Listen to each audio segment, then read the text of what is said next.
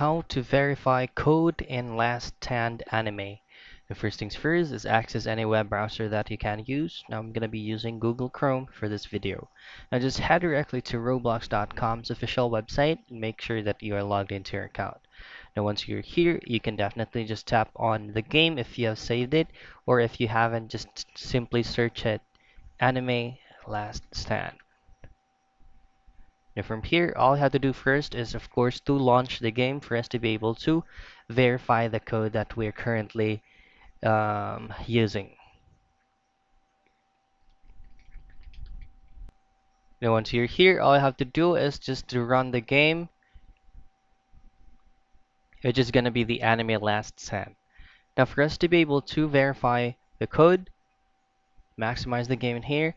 Now there are going to be options located at the left portion of your screen. All I have to do is just to click on codes, and you'll just have to type in the code that you would like to verify and then just simply click redeem. So that's it. That's how you verify code in anime last stand.